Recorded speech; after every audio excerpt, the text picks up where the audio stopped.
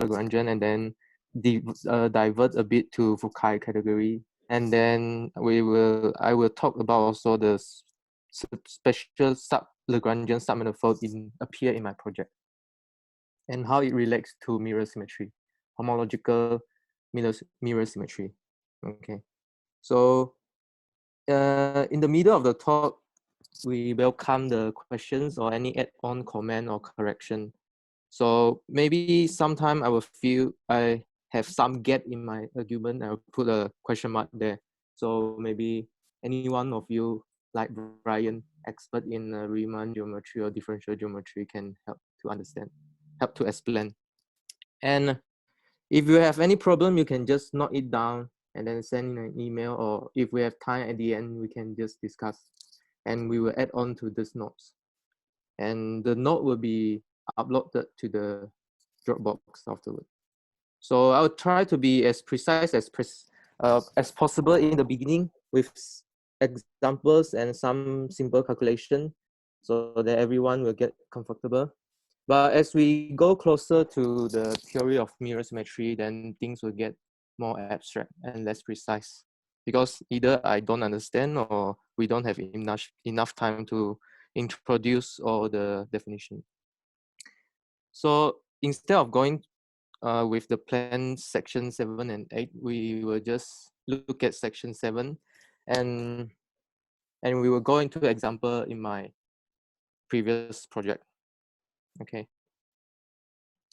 So there's an outline for this seminar. So first hour, we will introduce the definition of special Lagrangian and try to look at its properties, and then briefly explain a bit about Fukaya category, because these are the objects in the Fukaya category. And the second hour, we will look at a few examples of special Lagrangians, which appear in Dominique's paper, and talk about Lagrangian sphere in communal fiber, which is in my project, and then talk a bit about relation to the homological mirror symmetry. And this is the summary, if anyone understand, but we will come back to it later again. Okay. Any questions? Okay, if not, then we will start the setup for special Lagrangian.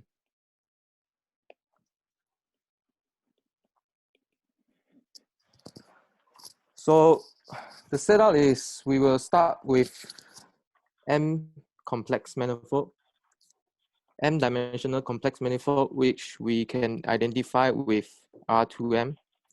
And the complex variable will be written in Z1 to Zm. And we can identify it with the real coordinates such as x1, y1 to x1, xm dot ym by just looking at xzi to xi, go x, sorry, don't use I, maybe use p, zp to I, yp, right? And okay, so we will define its complex structure. So we will put the usual complex structure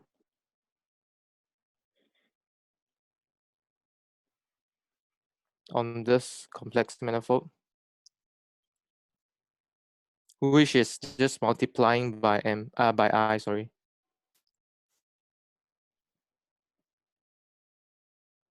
And what structure we want to put? We want to put a Riemannian metric on it.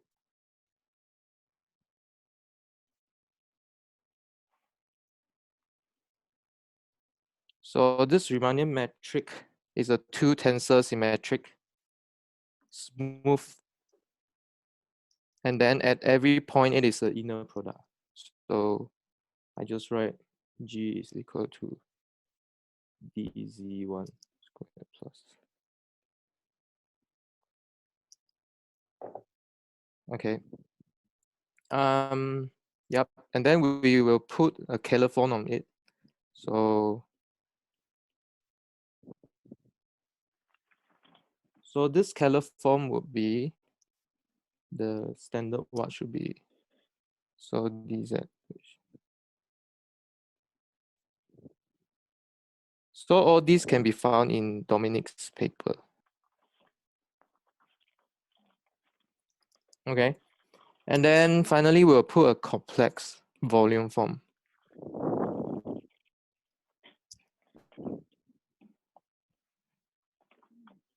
Which is the normal one. Okay, so yeah, so I have to admit that this is like after my learning of differential geometry, I come back to this Riemannian geometry because I normally work with representation theory. Okay, and then so okay, so we have this set up, and can I send a ID to my friend to join? Oh, of course. What's the ID of this? ID? Yeah. I need to check. Do you able to see the ID? Sometimes it show up in the top. Sometimes. Okay, you have to go back to Zoom. 605 605 154 154 162. 162. Okay. Okay, and then so we have put on this complex structure, Riemannian matrix, scalar form, and then complex volume in our m-dimensional complex, complex vector space. So actually, if you can see here, so suppose you have the normal inner product on your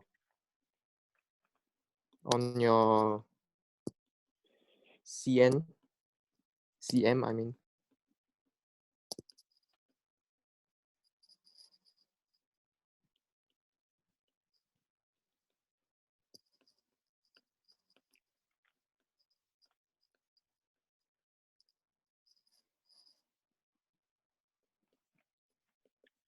Actually, you can see that these, let's say I write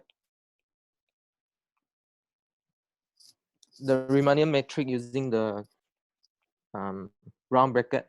So the round bracket, scalar form, and this standard inner product can be related by this formula.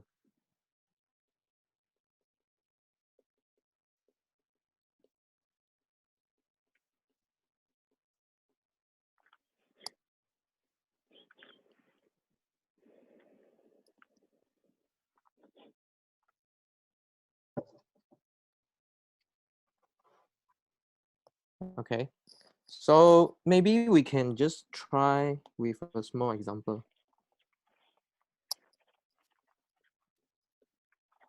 Let's say we try it in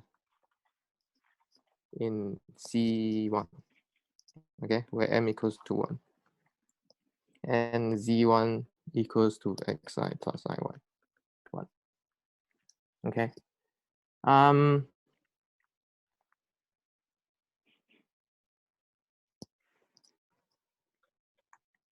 Okay, so maybe we will just do some quick computation.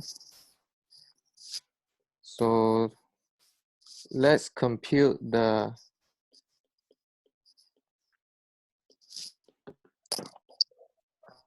scalar form on this C1. So what you will get is using the wedge product property. So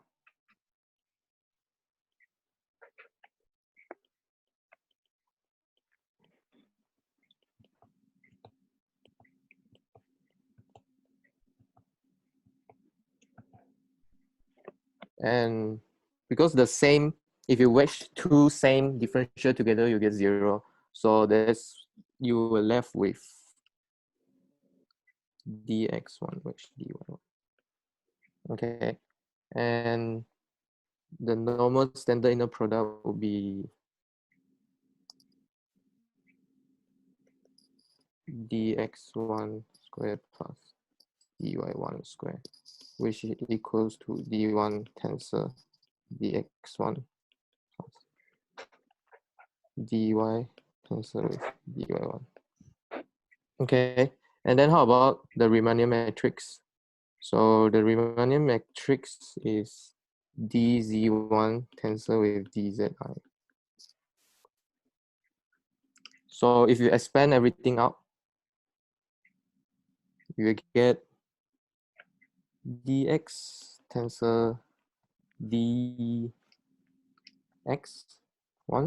plus dy1 tensor with dy1, and then minus I dx1 tensor dy1 plus I dy1.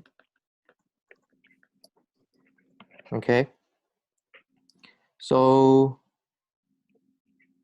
I think this is the trick to turn it into a wedge product. So you get dx squared plus dy1 squared minus I 1/2 dx1 plus, sorry, tensor dy1 plus x1 minus plus.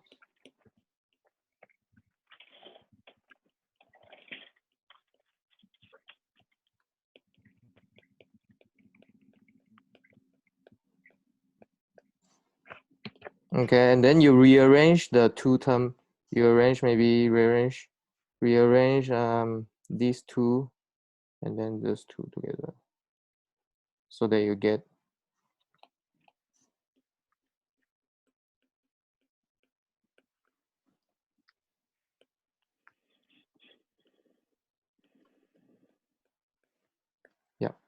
So Brian, is this the trick to show that to show the inequality? Yeah, no, it's real part image, yes. Yeah. Okay. So yeah. So every example I present here, you should keep that in mind, because later we will go into abstract higher dimension. So you should keep this small example in mind, so that it will be easy to understand the higher dimension case. Okay. So this is the first example to relate Riemannian matrix standard inner product with the scalar form. Okay. So second small calculation I want to do is, let's look at the volume form. Let's look at m equals to 2. And then we look at the 2 form. The volume form on C2 is just 2 form, okay? On CM is M form. So also you expand it out.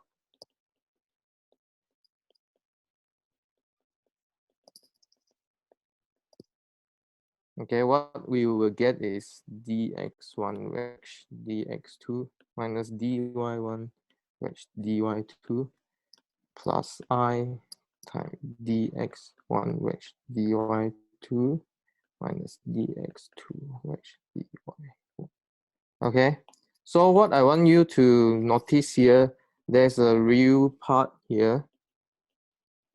There's an imaginary part here. Okay, and this real part is actually a closed form. That means you apply a differential on it, you will get 0. And also, yeah, okay. So these are real M form.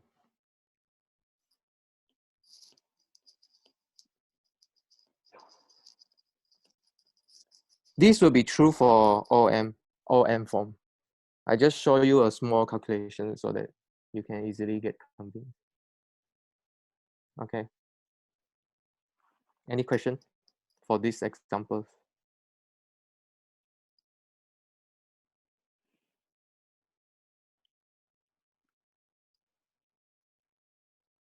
Okay. If not, then we will go into the definition of special Lagrangian. So to start with, we need an oriented submanifold inside this CM. which we can regard as R2M. Okay, so this is oriented and also real. Real in the sense that it is a real dimension of M. Okay, so it's a M-oriented real manifold in a complex M manifold. Okay, so when do we call this kind of submanifold special Lagrangian? We will call it a special Lagrangian submanifold of Cm, or sometimes we will denote as SL n-fold. So M telling you that the dimension of this special Lagrangian, SL is just the prefix. If L is calibrated with respect to the real form, okay? So you keep in mind this real form, the example of this real form, right? Okay. So I will recall what Brian said from last week about the calibrated geometry.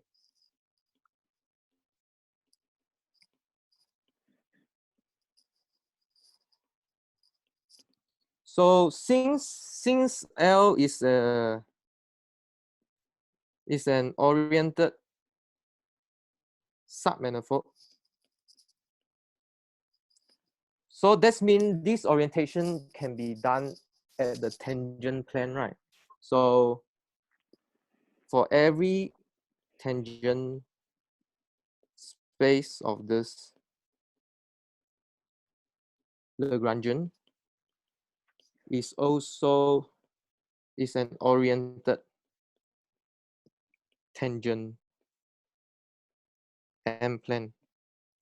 So the tangent plane is always the same dimension with the local dimension of your manifold. So if your manifold is M dimension, then your tangent space should be also M dimensional. So what does it mean by a oriented tangent M plane? So that is a tangent subspace.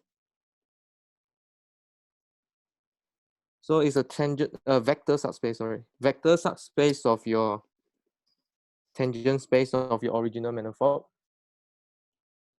with dimension M, and also have a orientation on it.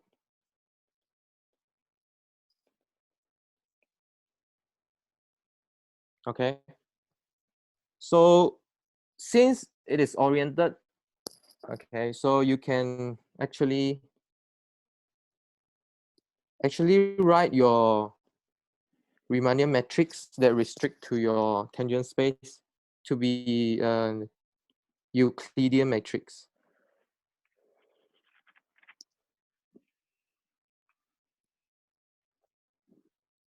Okay. So Euclidean matrix is something like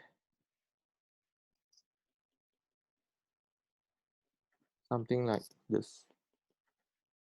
So you can actually normalize your form. Okay. And once you get this Euclidean matrix with the orientation,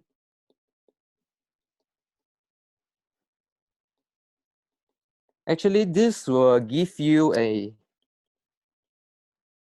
natural volume form. Okay. And you should know that a volume form can also give you an orientation. So actually, an orientation can be determined by a volume form. Like in Euclideans, like for R2, dx1, dx2 will tell you that E1, E2, this ordered basis will be positive. Okay, so given a volume form, you can have your orientation of your manifold. Okay. So this is just a construction for how you get a volume form from your submanifold, like the induced volume form. So what's a calibrated submanifold means is here. So you need your form to be closed first. So as our real part of volume form is closed, okay, then we say that L is a calibrated submanifold if you restrict this real part of your volume form to your tangent space is just equal to the volume form that induced by your tangent space. Okay, so you will wonder why they would introduce this kind of property, right? So it's actually this one you can find in Harvey Lawson paper. So actually, what they want to do is they are finding some volume minimizing submanifold. Okay, in what sense? In this sense. So suppose you got a submanifold which is phi calibrated, then this submanifold is volume minimizing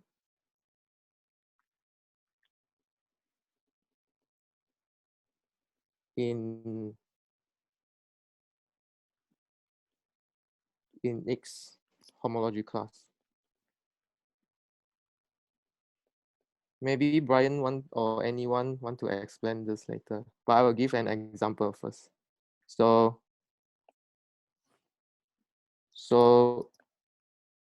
because as if you take two homology We class. proved that last time. Huh? We proved this last time? proposition. Yeah, I think we did this proposition. Oh, okay. So, but you can review it. It's just Okay, couple okay. line, 2 line. Okay, sure. So if you take two homology class in the dimension n of this manifold, then if you compute the volume, and then because this is calibrated, so this is just equal to this phi, and then because this integral is the same as if you switch the cohomology class, and then this is less than or equal to the original volume form. Okay, so the moral of this is, for example,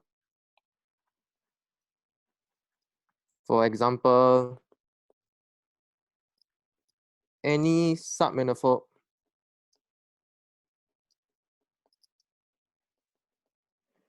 calibrated by one form is a geodesic.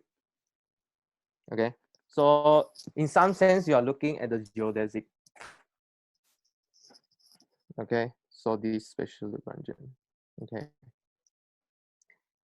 any question? What's an example of a submanifold that isn't calibrated? What is an example? Brian, do you know? I mean, it's just anything which is not volume calibrated. Calibration, we have this condition. Right? So Yep. So it's minimizing. I mean, if we on the torus, two-dimensional torus, and the volume is just like length. So length minimizing is just geodesic. But the geodesic is in a homology class. So then if it's flat, then you have to straight line. So anything to not straight line is It's not a Lagrangian sum. Yeah. Yep. Yep. Thanks. Okay. Yep. So okay. So next we will go to a proposition. So this proposition, if you look at all the oriented, the family of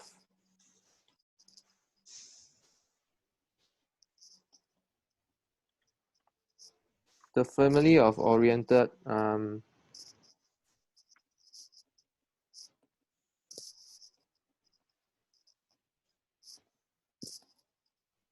vector subspace,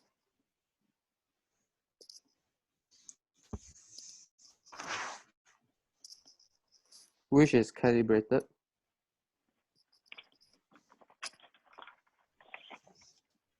with the real part of your complex volume form, is actually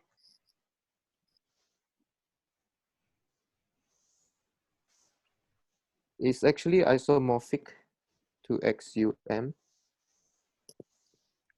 over XOM. Okay, and has dimension 1/2 m squared plus m minus 2. Okay, so the proof of this is you first notice that SU2 SUM is the intersection of UM and XLM in GLN2M. And the property of this special unitary matrices is they preserve the Riemannian matrix, scalar form, and the complex volume form. And if you look at the subspace, the real subspace, the normal real subspace with the usual orientation,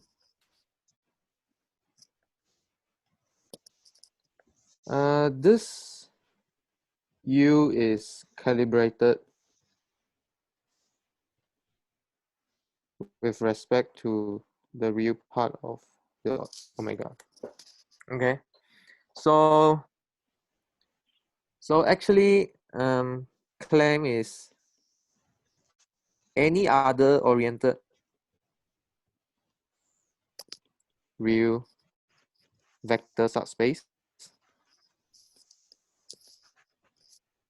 V actually can be written as V equals to gamma U for some gamma in the SUM. Okay, so actually you can see that XUM act transitively on our family of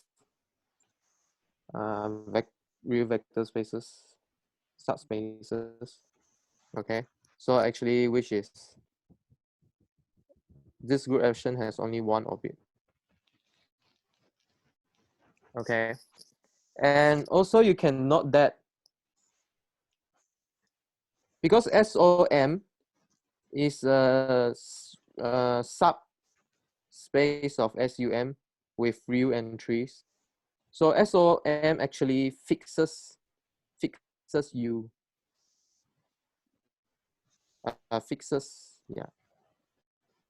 Right,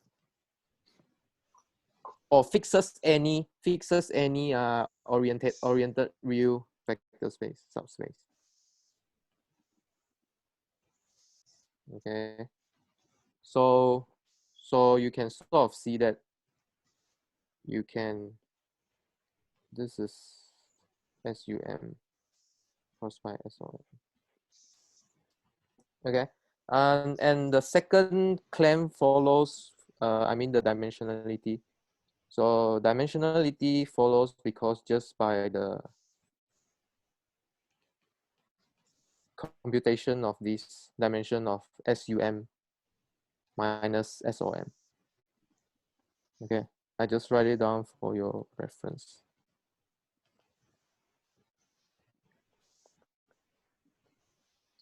And from this proposition, the dimension of your family of Lagrangian submanifold is dimension of half m squared plus m minus 2, right? So this means, okay, so there's a remark here. So this dimension of this set is half m squared plus m minus 2. And the dimension of all real plane in CM is m squared. So actually the dimension of special Lagrangian M-plane has the core dimension. So core dimension m squared minus 1 half m squared plus m minus 2, which is half m squared minus m plus 2.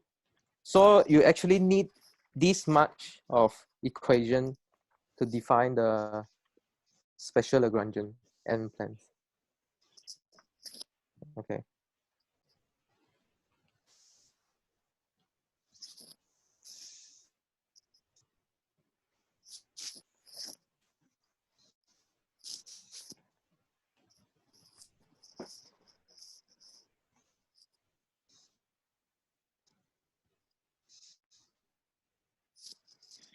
Okay. Any question?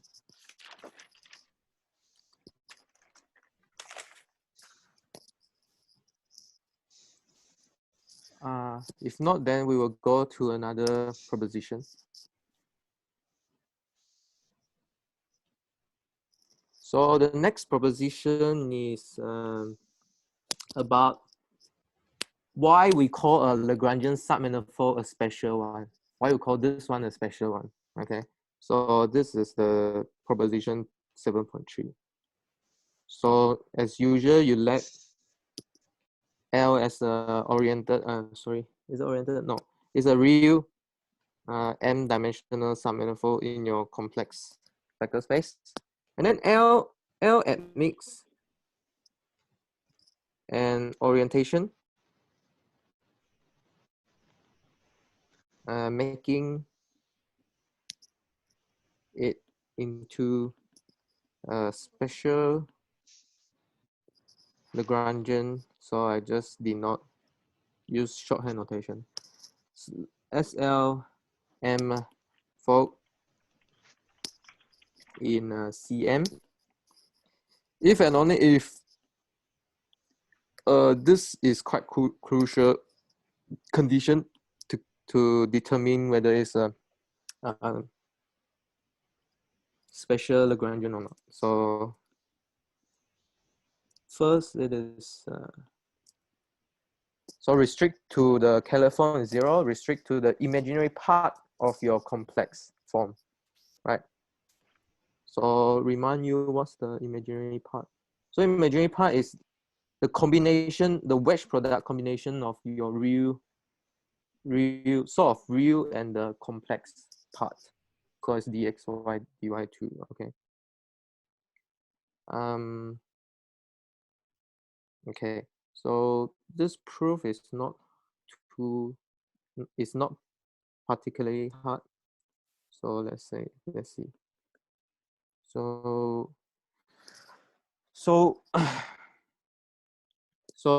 recall the U from the previous proof.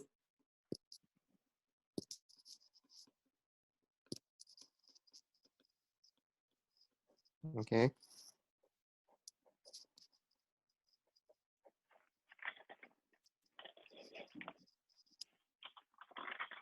Okay, so if you notice, you will notice that if you restrict W to U, and if you restrict your imaginary part to U, is 0, because the Y coordinate is 0, right? Yeah.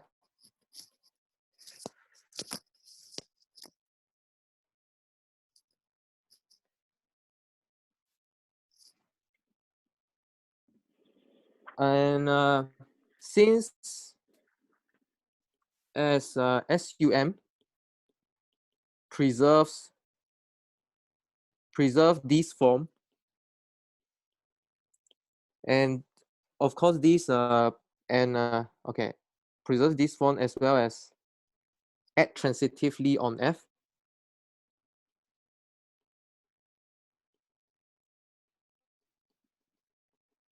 So every vector, every tangent plane on this F also also have this kind of property.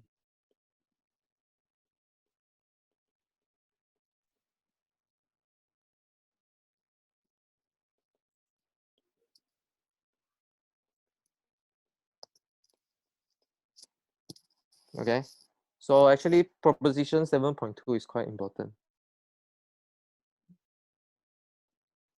Okay, in the other direction, if V is a real m-dimensional vector subspace which satisfy those property, then V lies in F with some orientation.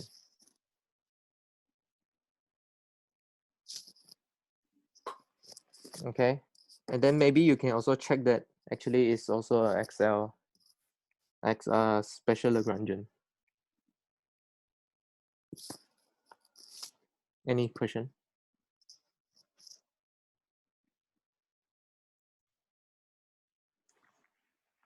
Do you have L and V? What do you mean? Well, you have starting with L?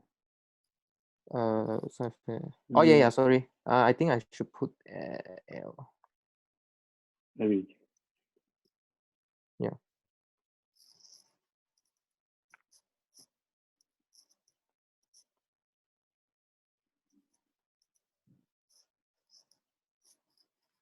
Yeah.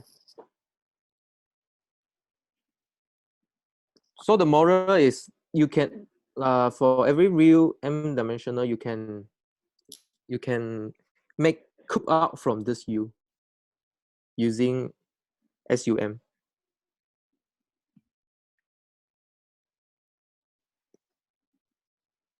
Okay. So yeah. As long as you got an orientation, then you can reach from this this subspace using an element in SUM. Okay. So I want to make a remark here. So there's a remark here. So recall in symplectic geometry, we also define what's a Lagrangian sub metaphor, right? So we call it a Lagrangian sub metaphor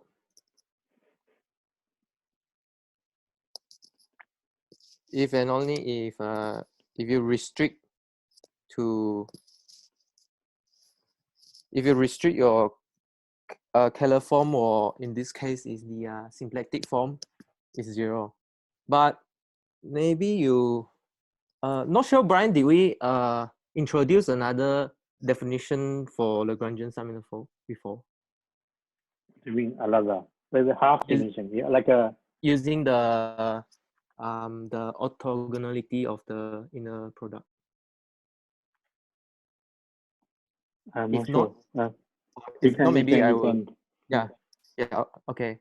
So actually there is another definition for this Lagrangian sub metaphor. So there's a notion of first there's a notion of totally real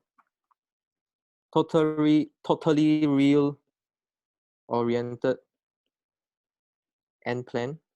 So this n-plane is already real, but if it is, when is it totally real? If it contains no complex line. What does this mean? This means that if you have a point in your tangent plane, implies that if you multiply with your complex structure, this one will not stay in your tangent plane anymore. Okay, so this is a totally real, but Lagrangian is a stronger notion. So it is Lagrangian, so the n-plane is Lagrangian. I think I should put real oriented n-plane is Lagrangian if you multiply with the complex structure, it is always orthogonal to your plane. Okay, so you fix a point and then you do inner product with all the point in your tangent plane. This is with respect to standard inner product. Okay, so how does this solve? How can you see this? So actually you can see it by this calculation. So remember just now I relate the inner product with the Riemannian matrix and also the Keller form. So this is the real part of your Riemannian matrix, which is if you multiply out your complex structure and then you do some computation, and then this is what is this imaginary part of our real Riemannian manifold is just the Keller form, which is the symplectic form. Okay, so the special part of this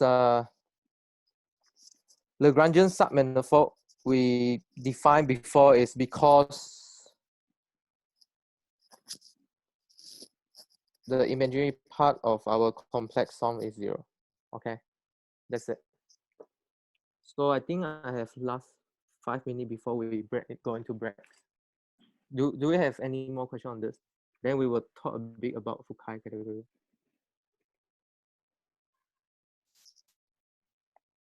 So this is the difference between the Lagrangian submanifold in the symplectic geometry.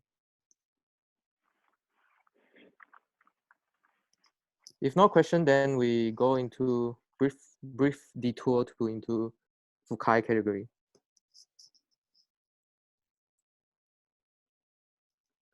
So this Fukaya category,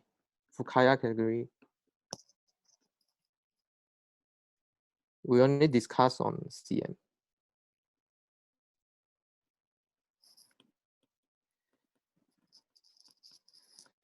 So to define a category, I need to tell you the objects and morphism, right? So what's the objects in this Fukaya category? The object is of course the special Lagrangian. Okay.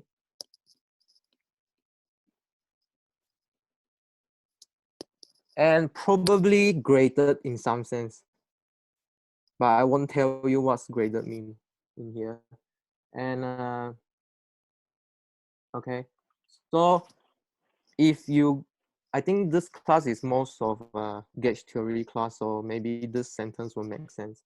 So special Lagrangian submanifold is normally equipped with flat complex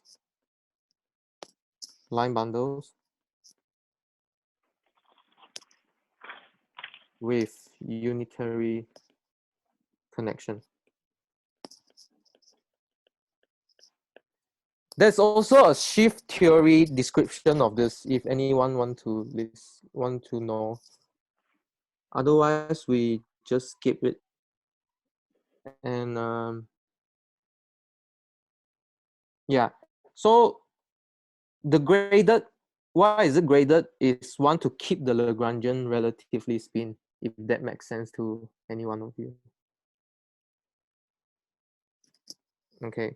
Wait, sorry. So yeah. what did you just say about that? The reason why the object have to be graded is to keep them relatively spin. Spin. Maybe just give what definition graded. Graded, I not sure because Sometimes double cover. double cover. Oh. There's some integer choice, but I can't. Okay. If we begin, we mention about relative spin structures, it must be to do with the frame bundle, and the frame bundle is OM, so maybe OM to spin M. You have the double cover, and then maybe there's another. In this case, must be some way which is okay. So maybe we put a question mark and come back. Yeah, right. Yeah, so connection on vector bundle is the part I don't understand.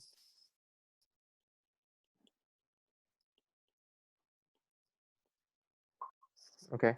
Connection flat with unitary connection.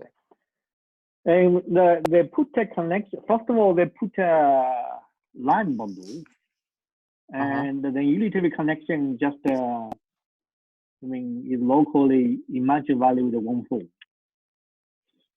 I think that this actually a special case. You could why you only consider, for example, why only consider complex line bundle, and why have to be flat. But something to do with T-duality. If you look at the dual torus, and if you have say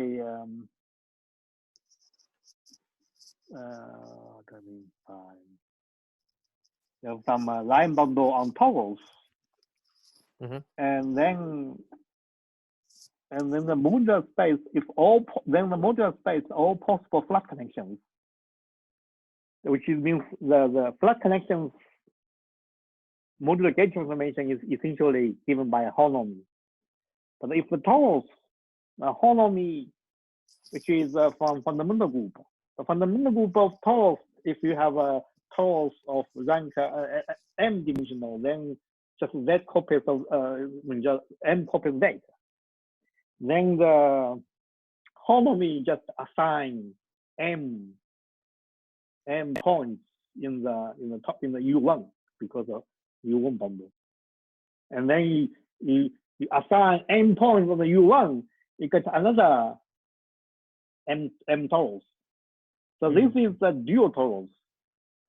I guess that the people define this Fukaya category, because if you look at original Fukaya category, there's no line bundle, there's no connection. But this is more towards mirror symmetry, which is they want to get dual torus. And if you're starting with Lagrangian tori, which is the Lagrangian self is a torus, and then the line bundle of the torus with flat connection is classified by another torus, which is a dual torus. That's given by holonomy. Holonomy, which is you can think of the holonomy. Okay, something. There's something to do with like Fourier-Mukai transform. If Fourier transform, we identify functions. They starting with torus to S1. You think to the S1, and then the complex line bundle of S1 is all trivial, right? This is the example. And then the choice is now you can choose different connections.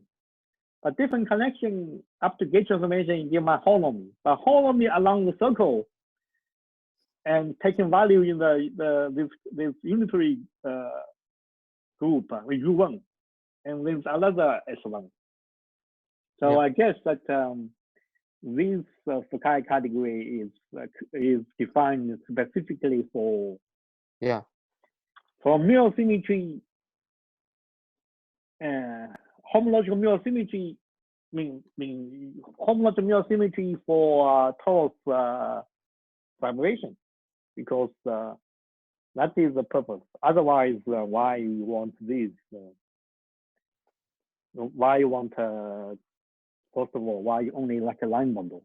Why can take any vector bundle, but then you have much more complicated.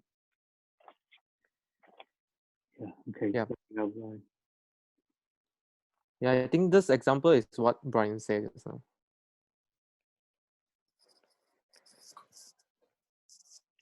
But if you want to generalize it, you may generate in a way long bearing, right? So there are some long bearing T-duality. I wonder whether it's totally open. Nobody really look at what is the Fukaya category for long bearing T-duality. And then I suspect you can't take flat line bundle. You have to take some kind of maybe SU2 bundle. I think like maybe when I say SU2 bundle, it's more like a quaternion line bundle. Maybe that is one example. I'm not sure. I think probably we will look at after the Jacqueline talk on T-duality and look at some, and maybe some open problem in the future. Yeah. So should I get into the morphism or not? Okay, so let's talk a bit. Won't talk much because it needs another floor called modular theory. So let's say you've got two Lagrangian with grading on it, so such that these are different Lagrangian. Then the homomorphism of this two set, let's call it this one and this one. So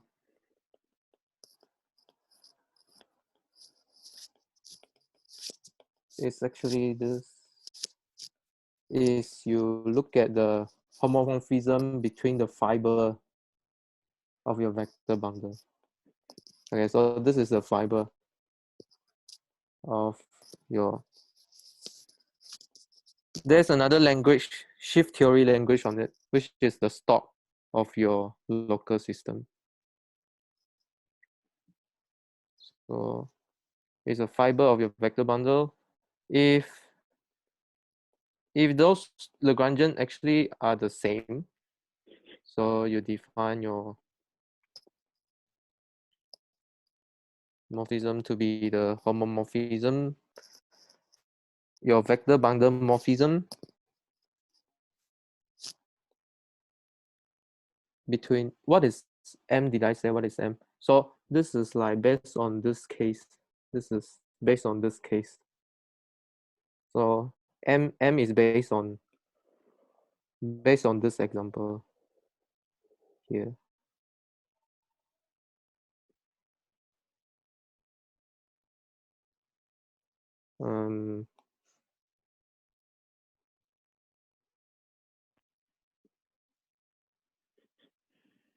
Based on this example. So mod out by the isomorphism between this Lagrangian. Yeah. So actually this morphism, when you compose them, they are not associative. That's why they put a infinity structure on it.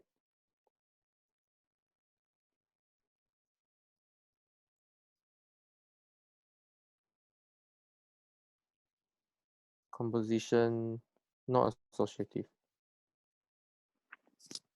So you equip with an infinity structure. So in general, when you want to compute these morphism, you still need to fix a floor cohomology data so that you can compute all those home space. Yeah. That's Do you want to have a break? Maybe Yeah. 5 minutes break? Yeah. Yeah, so I think then also just it's getting a little bit harder. So this, as I said, this is more like then it's working towards homological mirror symmetry for torus vibration, where the for the so in the English say that you put cart in front of horse, right? So it's because you aim towards that and then that observation modular space of flatline bundles over torus is dual torus. So that is one that is give you it's like you have two torus vibrations which fiber are torus but fiber are dual to each other. And you have one vibration which is torus over a point, and then over the same point you look at the modular space of flatline bundles over this torus, because the modular space is another which is another torus which is dual to each other. With dual in the sense of Fourier transform. Why it's called Fourier transform? Look at L2 function for S1. The Fourier transform gives coefficients. Coefficients is coefficients labeled by integers, and then the integers which is little L2 over Z. In some way, and then you look at the group homomorphism from U1 to U1. Actually, that is Z, because you just how many times winding around the cells. But you want to recover from Z to Z to the U1. You look at the dual, and then you have a dual Z. So like, and in general, you have torus, you have lattice, then you have dual lattice. And then you have, say, for example, you have cleaning space quotient by rank, some lattice non-linear for the torus. Then there's a way to there's dual lattice, and the quotient is dual torus. So that is from, but the best way to look at is more like a gauge theoretical. You look at the flat connections, modular flat.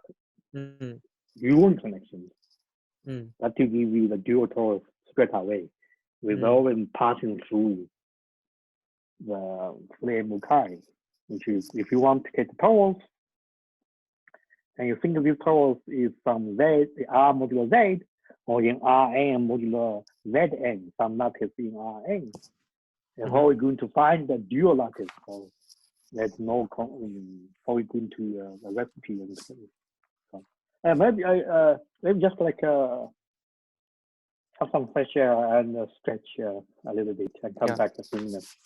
Okay. So.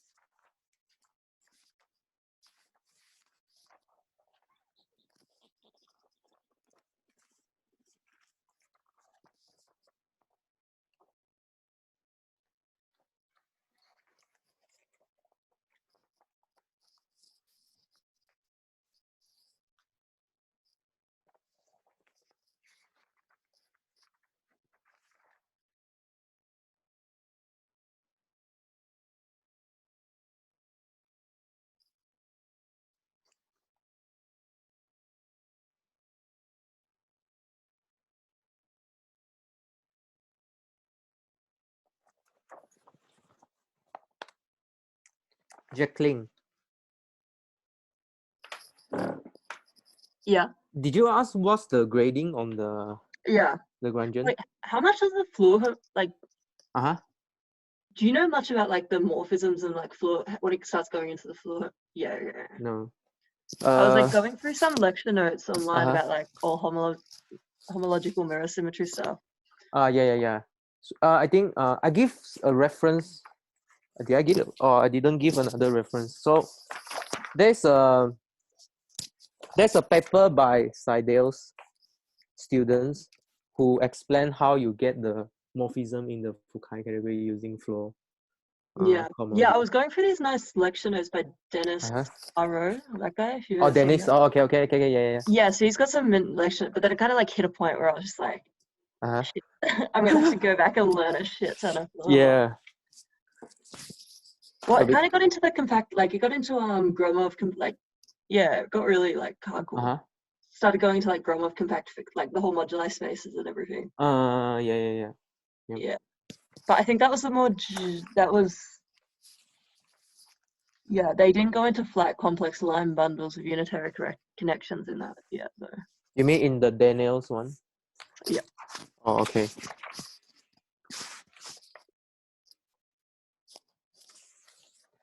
But yeah, what was the thing for the grading? What's the thing? Oh, okay. I can tell you, but I can't make sense of it. Yeah. So the grading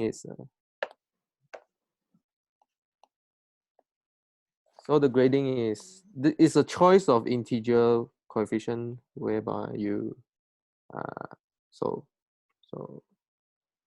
zt equals to 0t plus te pi I alpha. So it's a choice of alpha. So it's an integer such that this formula parameterizes the leaf of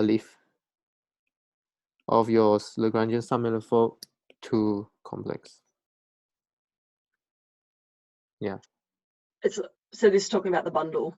So this is talking about the bundle. Oh, okay. So we got the line bundle. So this is the so the gradings. Okay. So it's not like a grading in the sense of like a sum over infinity, like a. So this C is the line bundle, is it? Is this C a line bundle? Well, if we're talking about a lift of L. Yeah, L is the Lagrangian. Yep. Yeah. So if we're lifting the Lagrangian, I'm assuming we're lifting it up to the. Yep. To the line bundle. Yeah. Okay. Yeah. Sure. Okay. Wait, can you scroll up a little bit? Wait. Okay. Just the definite. Yeah. Equipped with a flat complex line bundle. Yeah. So this is the alpha here. Okay. Wait. Okay. So it's. So the grade. So when it's so the grading's just a. Okay. So it's not essentially. Wait. So the grading's not like L is equal to the direct sum over the integers of some Li. It's not saying something. Or like it's not. So it's a grading in the sense of. That one I'm not sure. Yeah. That one I'm not sure. Yeah. Is this in Joyce? This one is in Andrew Port. Yeah. Wait, can you go back to your first? Oh, wait, yeah. Wait, what? Oh, wait, didn't you have all the references on your first page? Yeah, I have it. Yeah. Oh, Andrew Port. Yeah. Andrew Port, yeah. That one. Intro to homological mirror symmetry. The third one. Oh, yeah.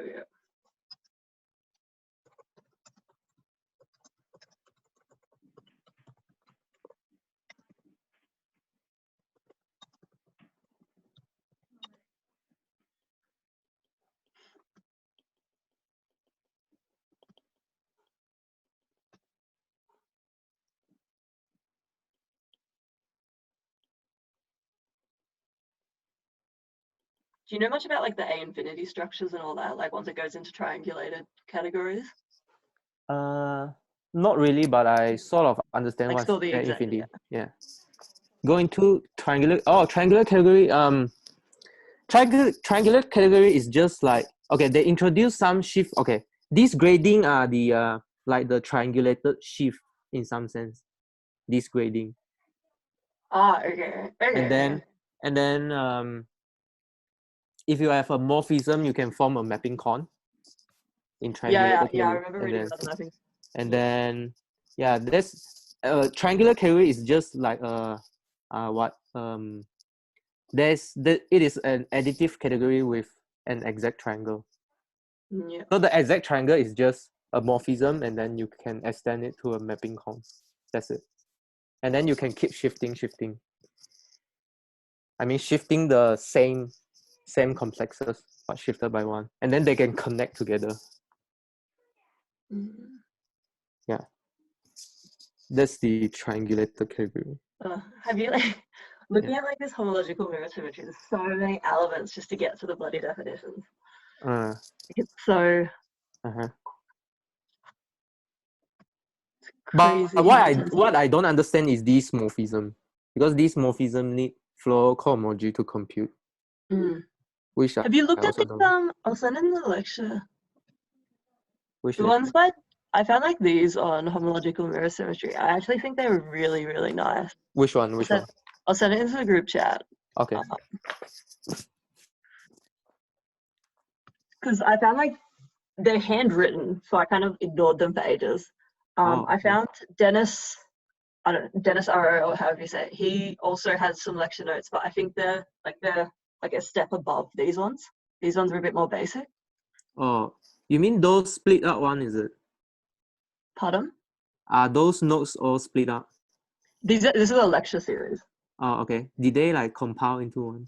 No, I didn't. Well, Okay. they're handwritten too, which is okay, sure. Yeah. Okay. If you I'll can try. like push Have a look. through the horrible Uh-huh. handwritten lecture notes, they're actually pretty like quite nice. Okay. I got up to lecture. Yeah, I got up to like the Lagrangian floor.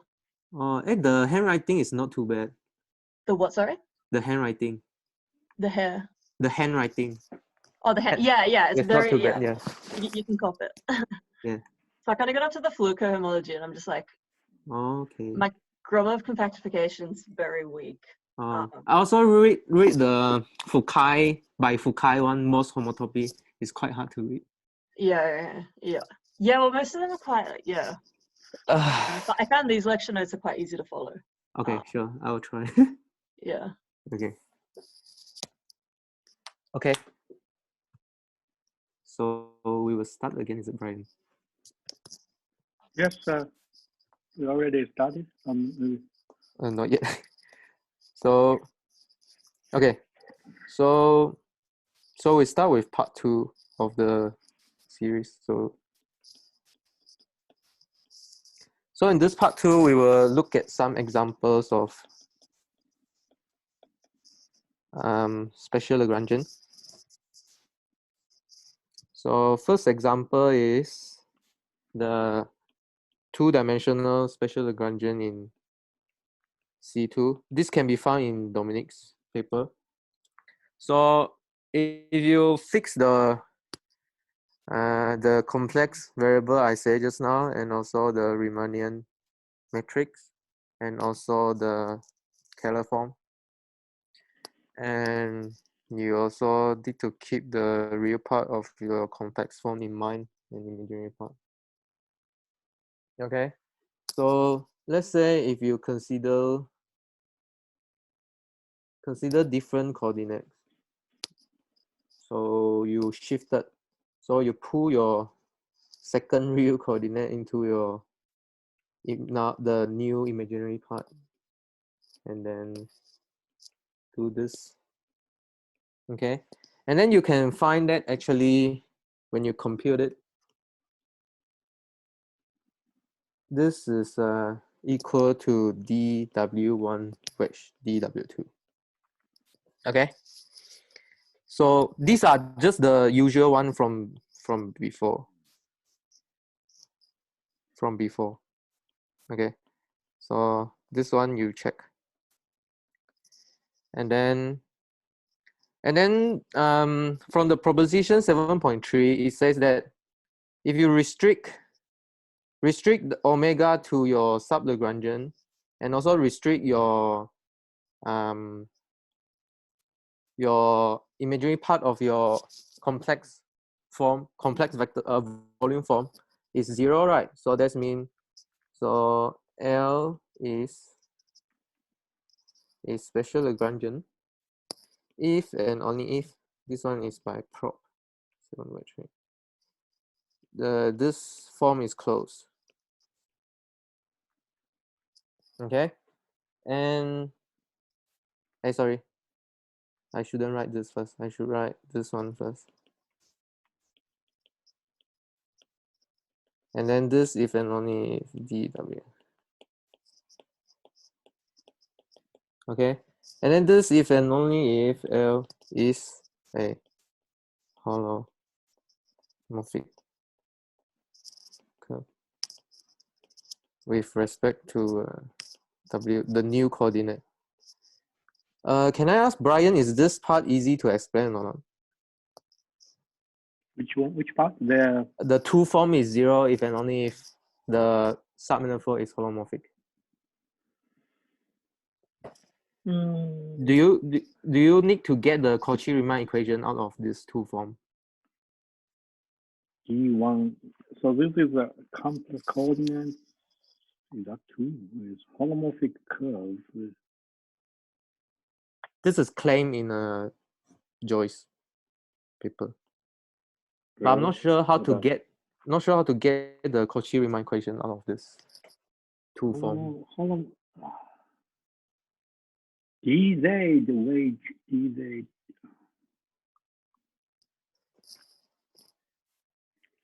Imaginary part and holomorphic. L, no, can't be. Something wrong. Why? But L is Lagrangian. L is Lagrangian. And then you have L is Lagrangian. So if it is a holomorphic curve, this is dimension 2. Dimension 2. 2 divided by 2 is divided by 2 is 1. If it is holomorphic, then symplectic form restrict to the holomorphic curve. It should be area form. Should be area form, but they changed the coordinate. They use the new coordinate. So that's why it's a puzzle about this holomorphic curve. My feeling is something wrong. Is something wrong? Unless real. What is the real part? Real part of the symplectic form.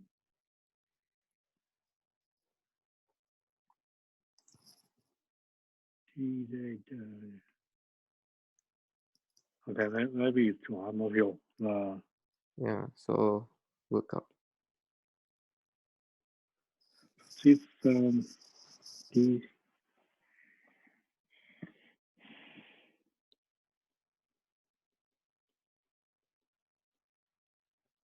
So if L is a holomorphic curve, if it satisfies the Cauchy-Riemann equation, right? Yes, but you probably can just think locally, like a tangent space. A holomorphic curve, the tangent space is complex subspace. So maybe from that way, just LA complex line in C2. And then if you think locally, always like linear combination, the A W1 plus B W2 is 0. And of course, for this one,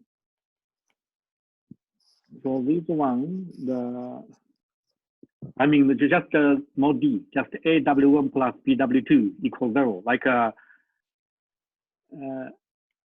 So a complex line. So that is if A, B are both non-zero.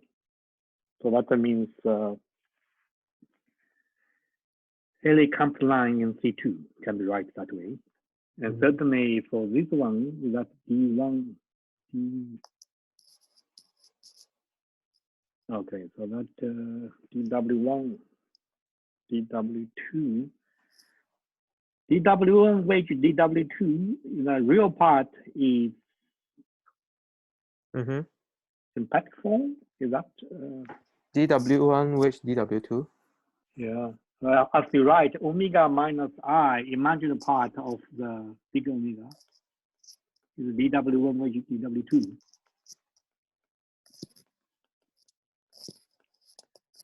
You can't have that. The d omega. Omega is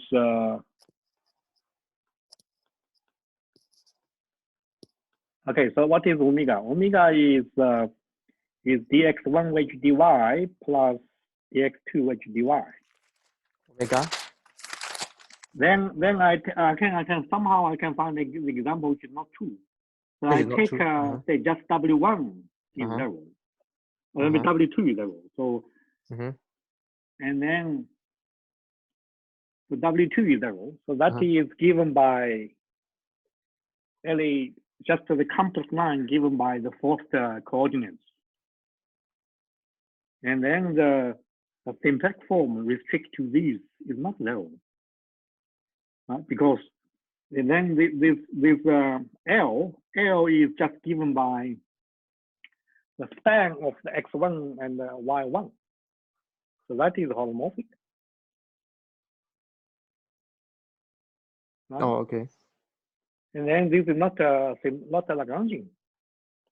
So where in Dominic?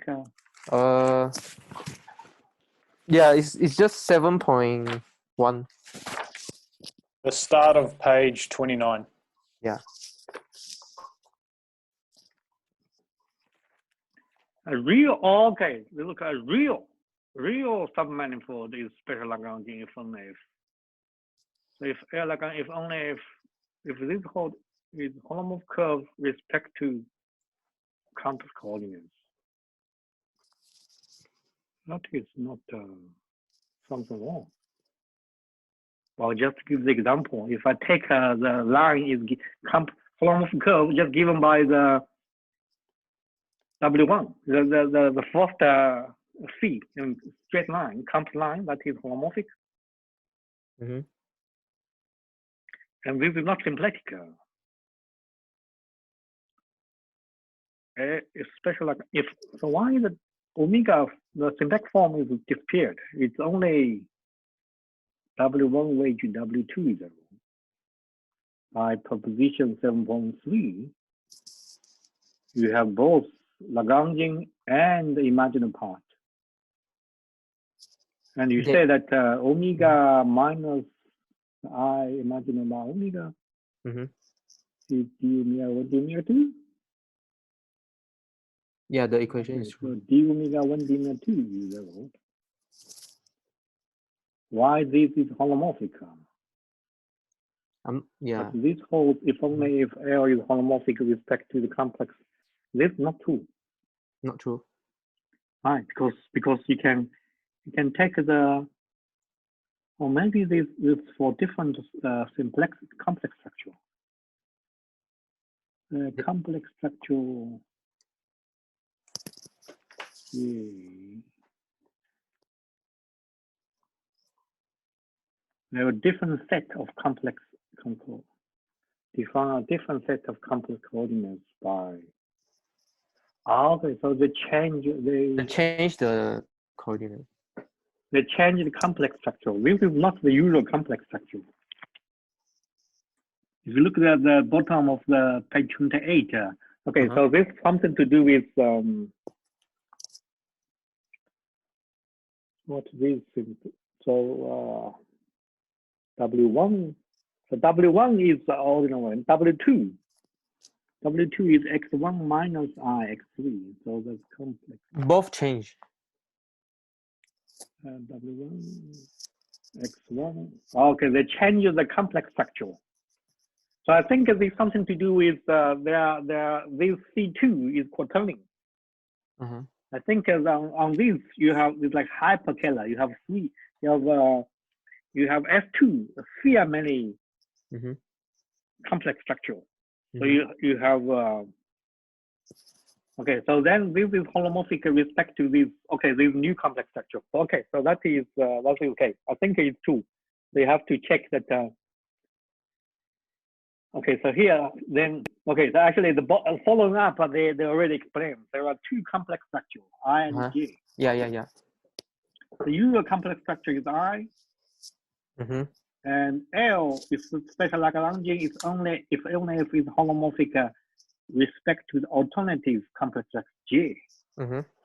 Sure, I say okay. I think if you move to that one, it is Cauchy-Riemann equation not for the Euro one. It's for this another complex structure for this. Yeah. But okay, but is it hard to get the Cauchy-Riemann equation from these two forms? I guess this is just like a linear algebra. There's nothing. Linear algebra. Okay. Because this is you can just take the tangent space. So Okay. this form this always on the.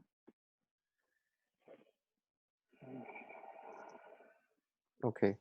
So maybe I will calculate that later on. This Okay. should be just because this holomorph curve with respect to this new structure. This is W1, W2. So this is another complex structure.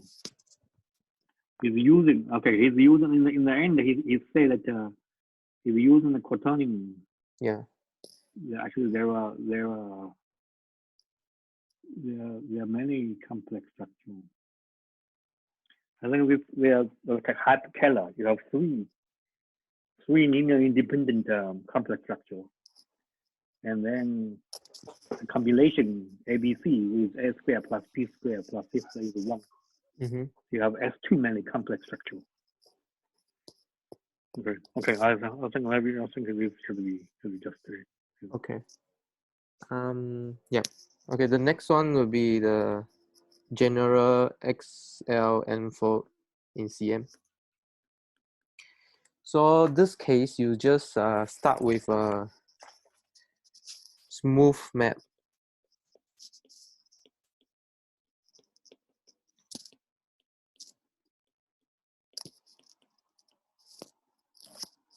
Okay, and then you form a graph.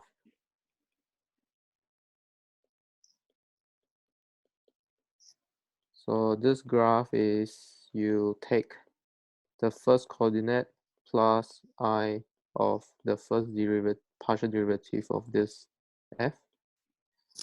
And then you do it for every coordinate.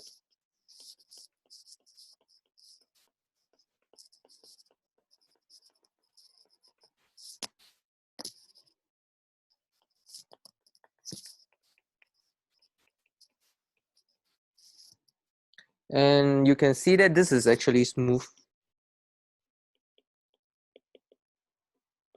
Okay, because the coordinate is smooth and then smooth map is smooth.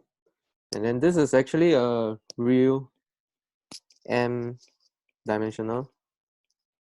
You can find bijection because you only use m basis. I mean m coordinate.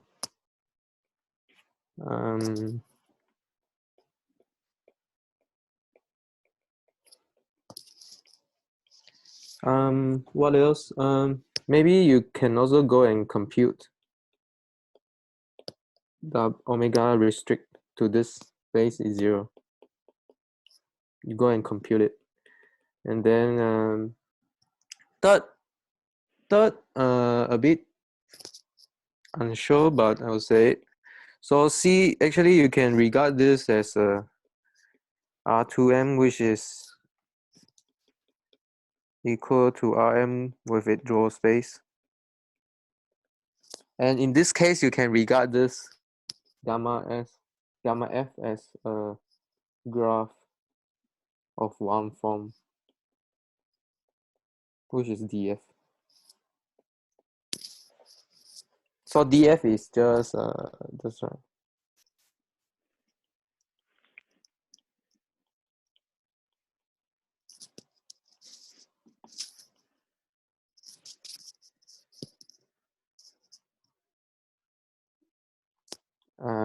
And then the last point is every Lagrangian can be written as this.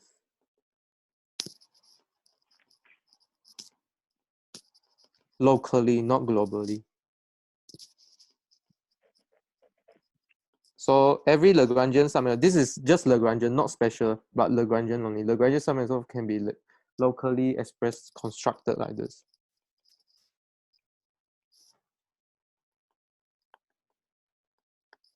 Brian, do you have any comment on the third point? So this is something like the Lagrangian neighborhood theory. If you have a embedded Lagrangian submanifold, then the neighborhood, the trivial neighborhood of this Lagrangian submanifold can be identified with the cotangent bundle of this Lagrangian submanifold. Oh, okay. So that is called Lagrangian neighborhood theorem. Lagrangian neighborhood theorem. So any neighborhood of Lagrangian can be identified as a symplectic morphism to a cotangent bundle of Lagrangian. And then, I mean, you don't have to say to the one form, just like a zero form. I mean, it's zero, like a F is zero, just zero section. But here you can more general. You can suppose you have you can deform this Lagrangian Oh yeah, there's a deformation. in the fiber direction of the cotangent bundle. Hmm. So you identify the neighborhood. Suppose we have Lagrangian submanifold, and then you want like a deformation under some flow. But then it's still by deformation, the nearby Lagrangian is in the neighborhood of this. We can identify in the neighborhood of zero section of the cotangent bundle of this Lagrangian. And then you, that is, if you think it is given by flow, then it is always a one form. Some like a that I think that is true. If you yeah, there's a deformation argument in the Joyce paper as well. okay. Yes. So you first of all you identify the locally some cotangent bundle with Lagrangian. Then essentially this is some Rm inside Cm, and think the cotangent direction is given by the complex structure, like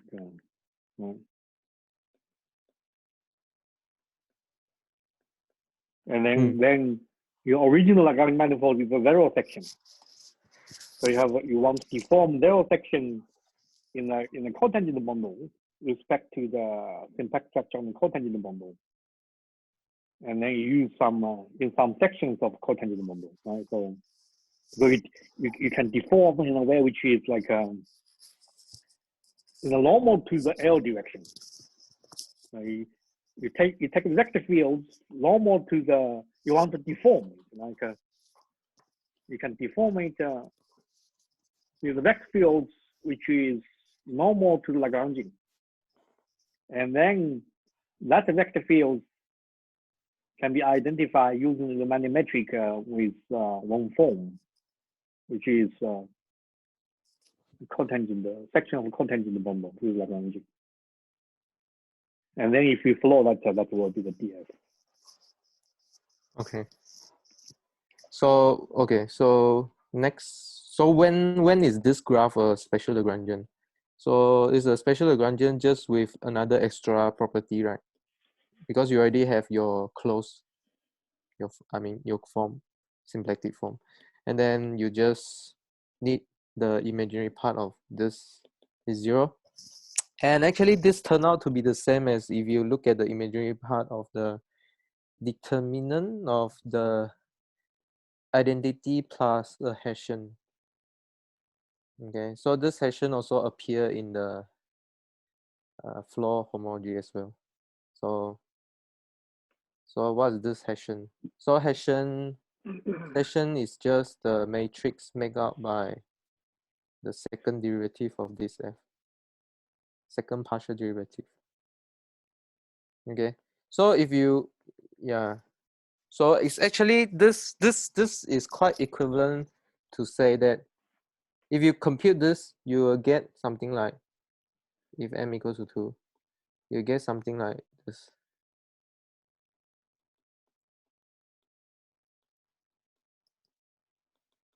So this is actually the plus equation, right?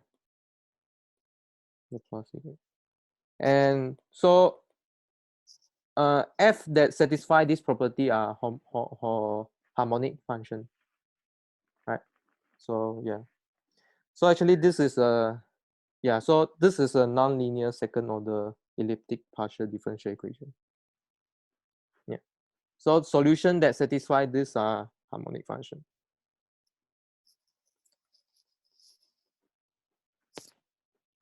Yeah. So yeah. So there's a section in Dominic Joyce that discuss about deformation of Lagrangian. That's a bit like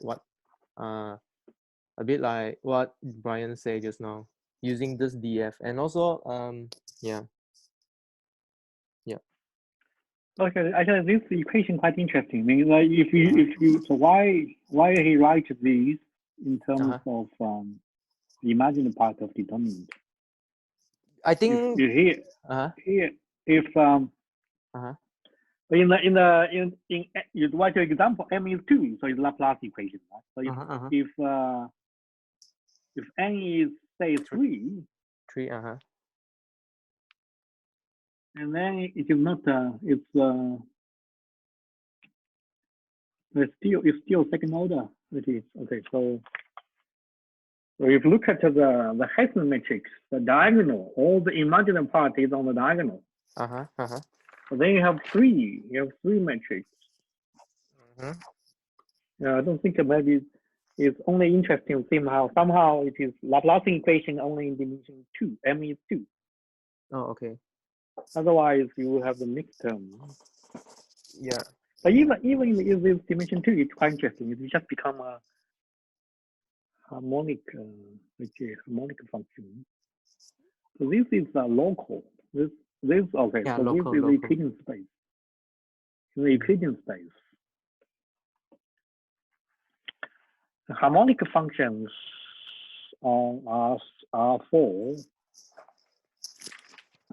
What are they?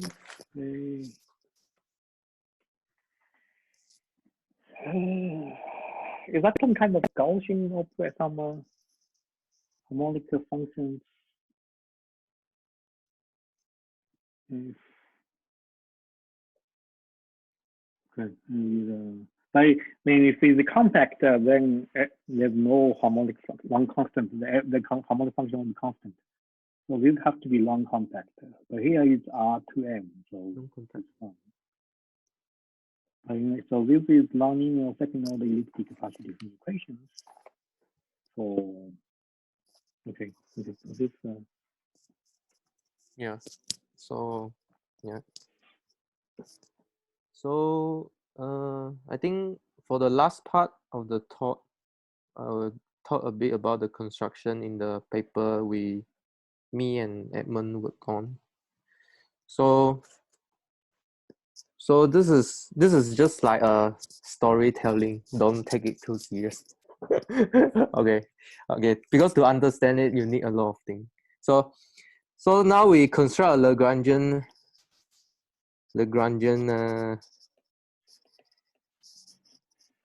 submanifold. This is interesting in the sense that it connects the mirror symmetry. No, not connects, but an particular example. So Lagrangian submanifold in a topological space called Mueller fiber.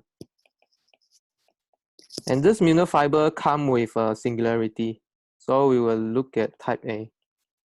This type A is the Dicking diagram type. Okay, so what does this mean? So this means you have to look at the type A polynomial. So type A polynomial look like this.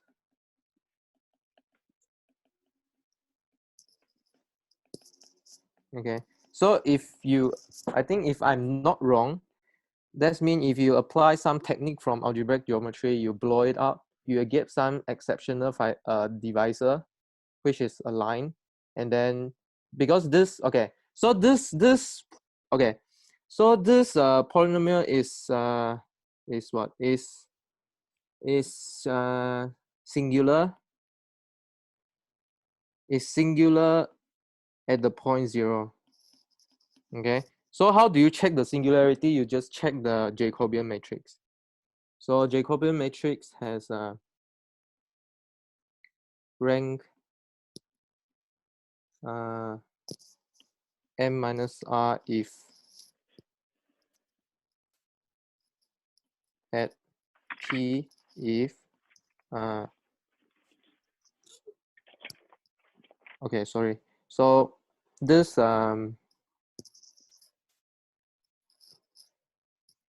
so okay, so you just look, you need to compute.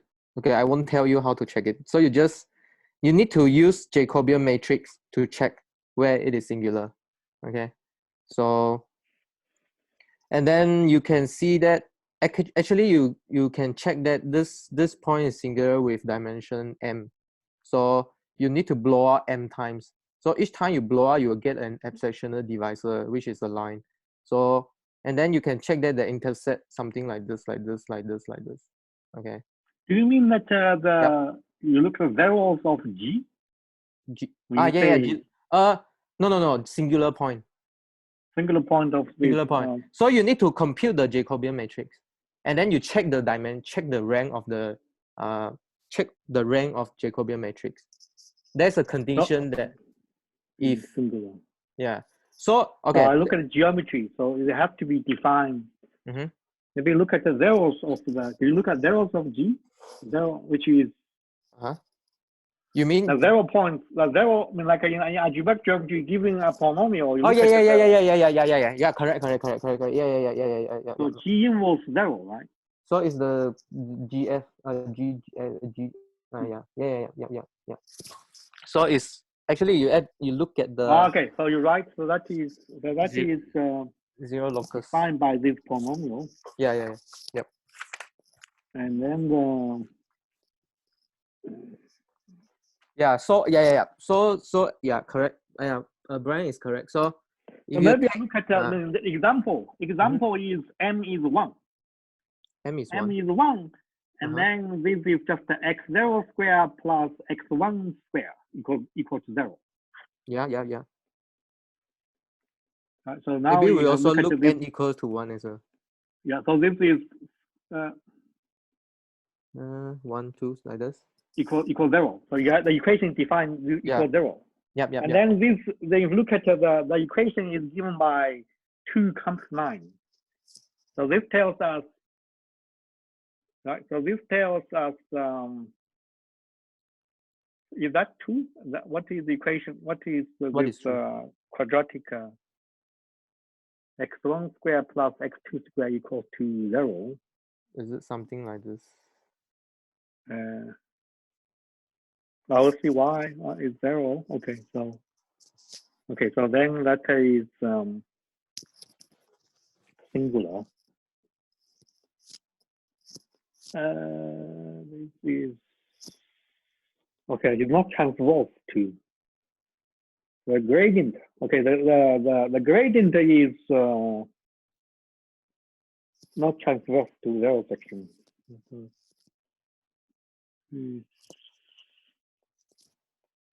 Essentially, look at say Cm plus 1 to map to C. You look at the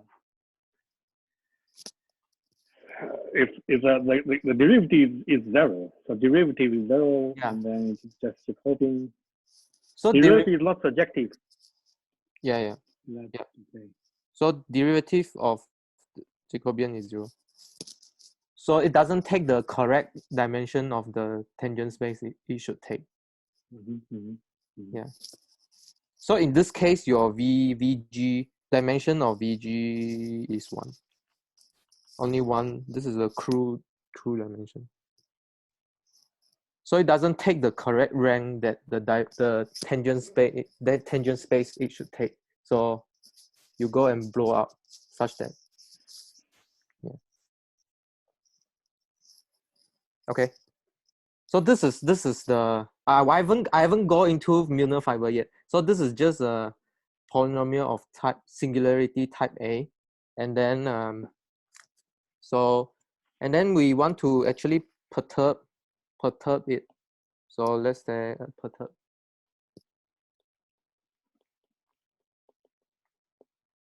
So we introduce some perturbation. So this perturbation is perturb the highest order term. Okay, so we will put this on the last coordinate.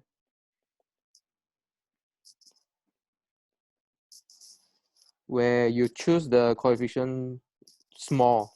This small has another purpose. So then you define new polynomial by this perturbation. So you put it on the last coordinate.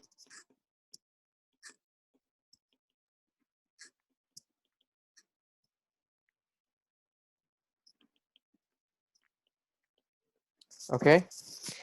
And finally, we will start defining the Mueller fiber. So note that these points are all in Cm+1. Okay. So actually, we are in the m+1 complex dimensional space. But we only look at the zero locus of that polynomial. And now if you look at the zero locus of this the new GW we define, and then you intercept it with a ball of radius 1, closed ball. Okay, this is the Mueller fiber. So you look at the perturbed version of the polynomial, the zero locus of the perturbed version of the polynomial, and then you intersect with ball 1, Mueller fiber. So why we did this W will become apparent later, because we want a break group action on it.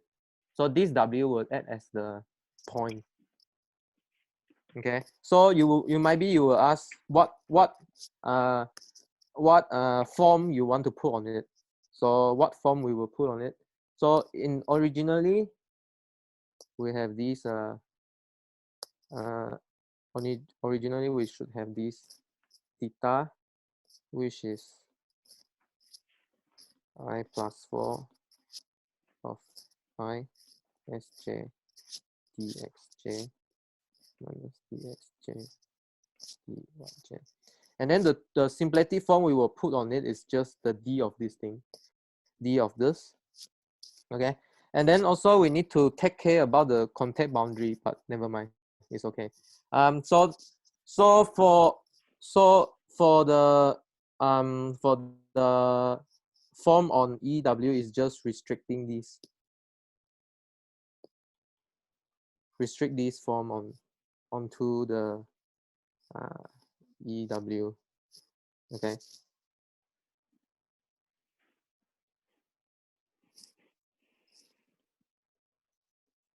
Yeah. And then okay, here come the interesting part where we want to form the Lagrangian sub manifold. And Lagrangian sub manifold in this case would be a sphere. Okay. So I give you some spoiler. So now how we construct it? So consider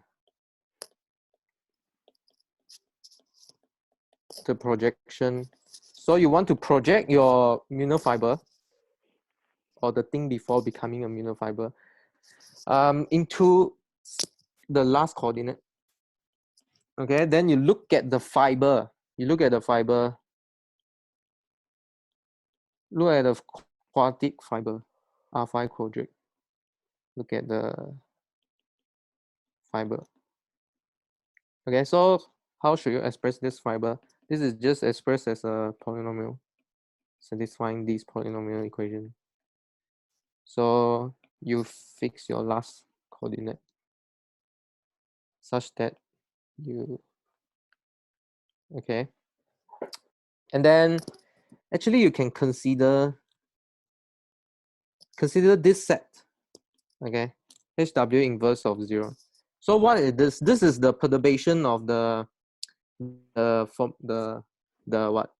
perturbation of the higher order term. Okay, let me show you. So you see HW, where is HW? So HW is this.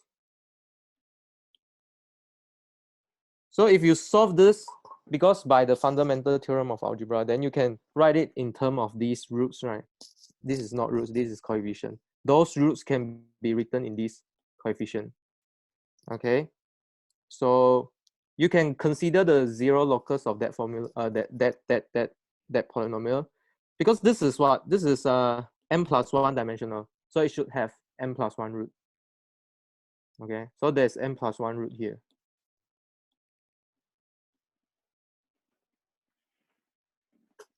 Okay, so why do you want to look at this point? So the Lagrangian sub manifold will start from here. So if you look at the point in here, not in here, then that's mean HW of Z is not 0, right? If it is not 0, then QWZ is smooth. Okay, if it is 0, you can see that if it is 0, then you will use the same argument before. You can go and find the singular point, compute the Jacobian. Okay, and then yeah, and then this part is okay, and then this is a non-trivial claim. So, and this actually, this QWZ is actually isomorphic to a cotangent bundle of Sn minus 1. This is symplectically. Okay. And then we will look at the zero section of this. Zero section of this cotangent bundle. So look at the zero section of this cotangent bundle. And since we already have an isomorphism with this fiber, actually this can be realized as a circle at every z.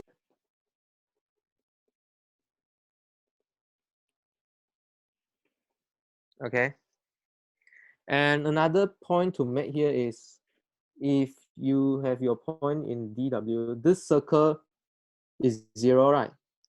Because HW Z is 0.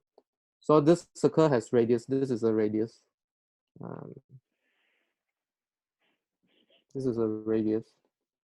So this radius is 0. So actually QWZ is homeomorphic to T star SI with 0 section collapse to a point.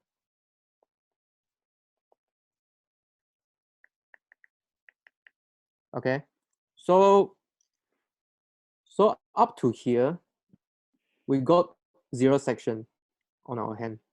Okay, and we have a yeah. So we got this 0 section, but how do we glue this 0 section together? So first of all, we go and form a disk. Okay, this is kind of interesting. Okay, so this is forming by the perturbation of this polynomial, and then with this condition. Why this is interesting? Because this has some property. Okay, this is actually compact, convex.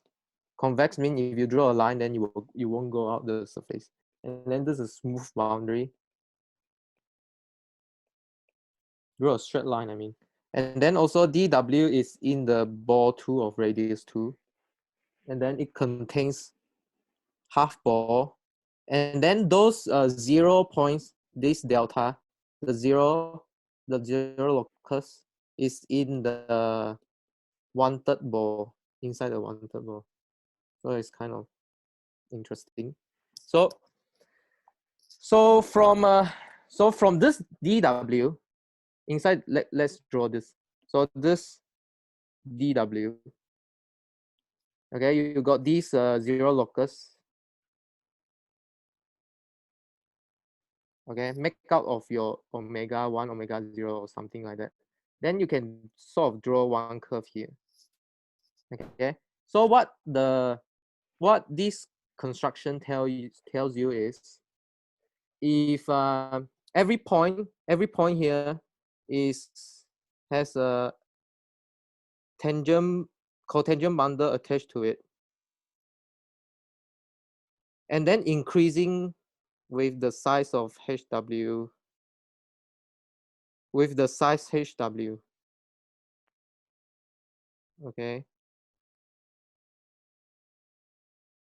and collapse to a point when you touch the zero, the inverse of the zero, inverse image of the zero. Okay, so you can pick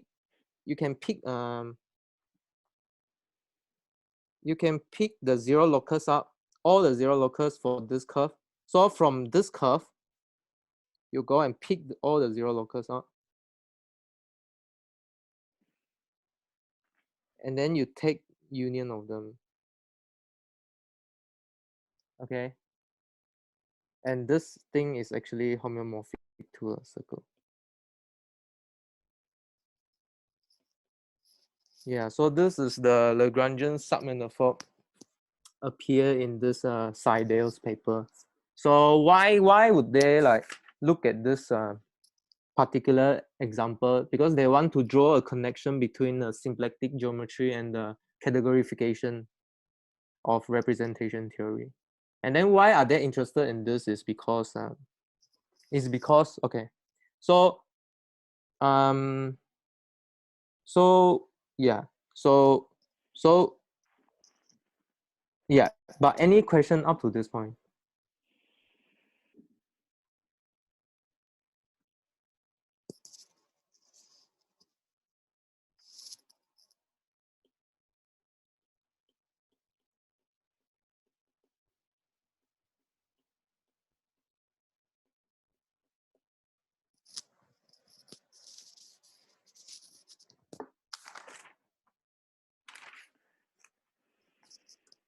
Okay, so in this paper, how they connect to this symplectic topology is, first we have a derived category of a particular module, call it AN module.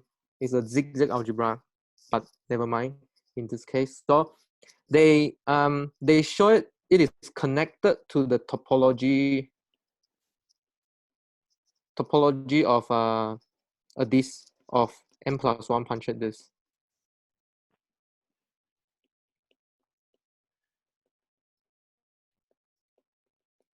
And also, this topology of punctured disk is also connected to the symplectic topology, Fukaya category of this Mueller fiber. Okay, so they relate the intersection number. So here you look at the dimension of Hom space. Here you look at the intersection number. Here you look at the intersection of number of Lagrangian. They both agree on the topology. So yeah, so this is the connection.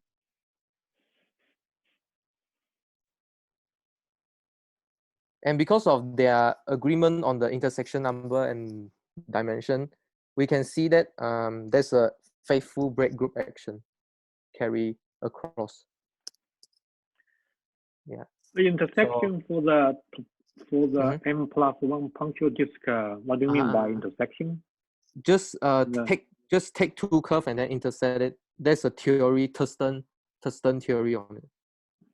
So, okay, so just the normal topology. Okay, so those are Lagrangians. Is it Lagrangian submanifold on disk?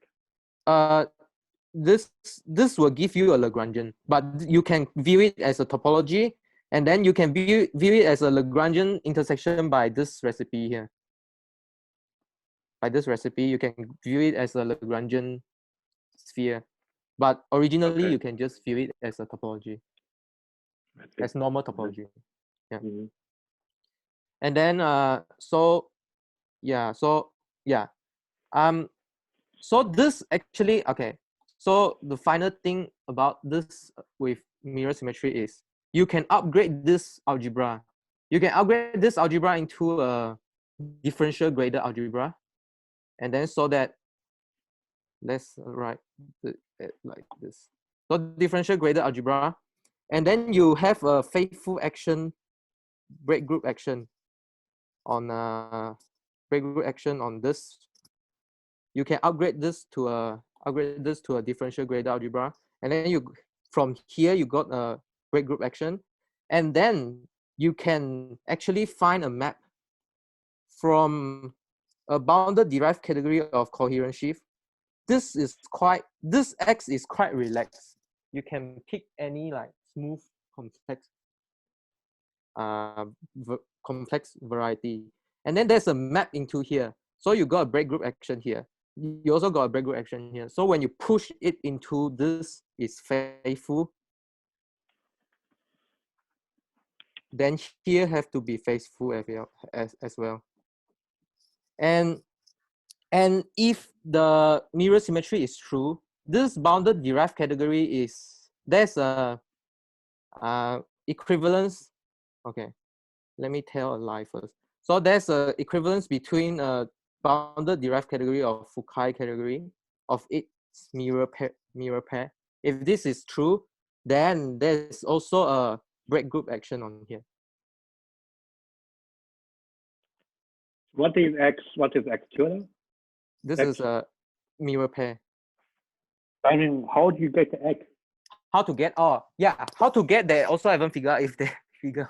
Okay, so they're trying to use this technique to figure out can they use this technique to find the mirror pair.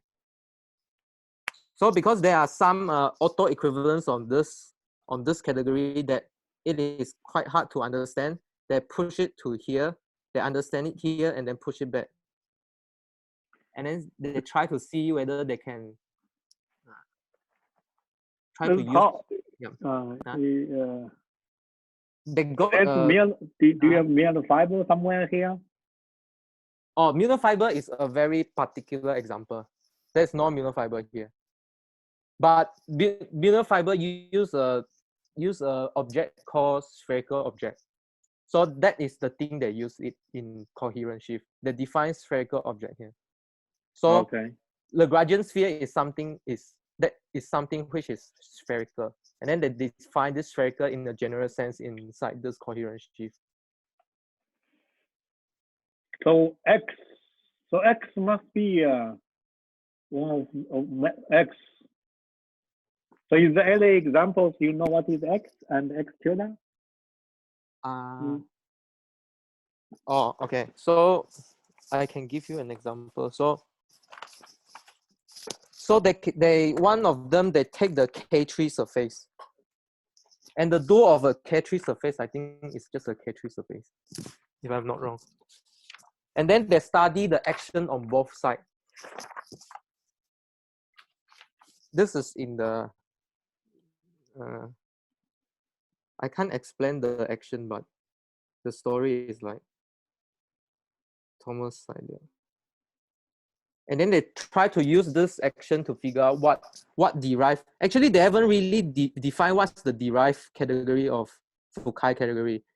Because from the Koncevich conjecture, this derived bounded category of Fukaya category is just a triangulated category.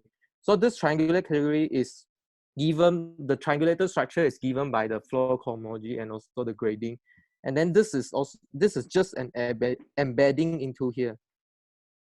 So embed as a triangulated subcategory. Full triangulated subcategory. Yeah. So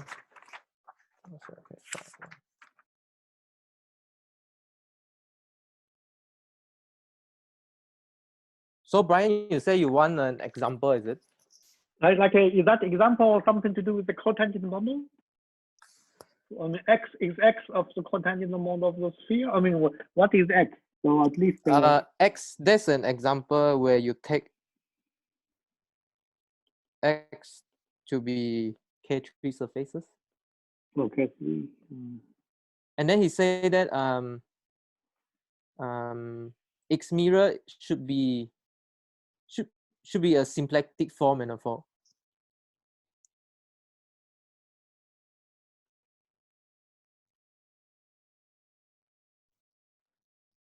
And actually, they just take the M to be X itself. I mean the X tilde. As the manifold, right? So they have like a mirror to itself, but with the interchange of this Keller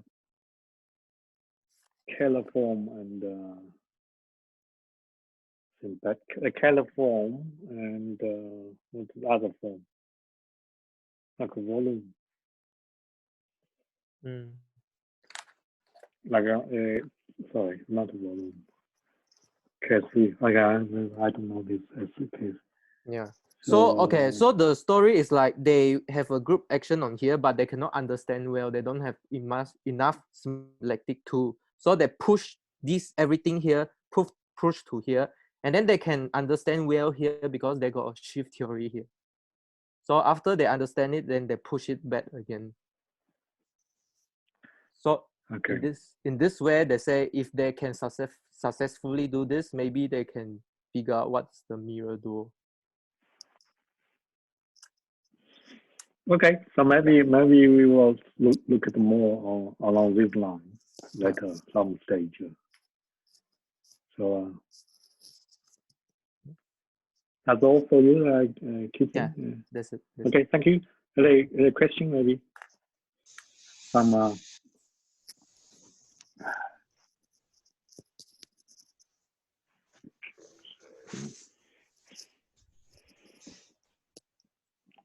maybe if you go just a couple of one slide up about this.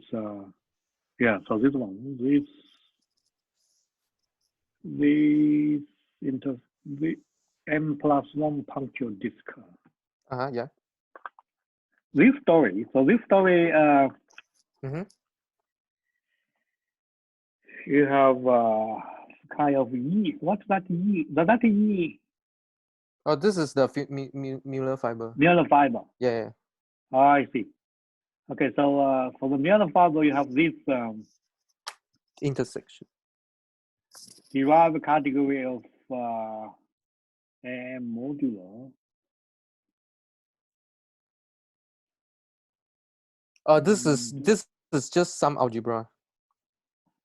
Like, do you have some like another derived category of some coherent sheaf or some like in the homological mirror symmetry? Oh, you mean how the coherent sheaf get mapped into this algebra? You have something, maybe reference someone who may help you have it. They say it's also in this Thomas Seidel paper. They just say you mean example?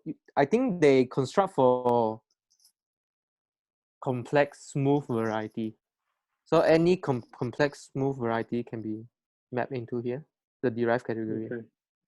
So yeah, so this probably this like question. Maybe just today we already have a long morning. Probably some of us will wake up like before 5 o'clock.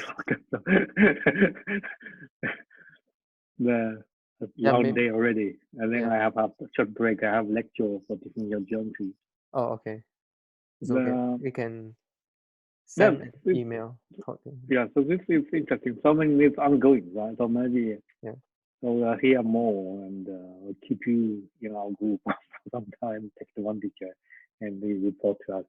Okay, maybe next week we'll look at just a comment I have this visitor.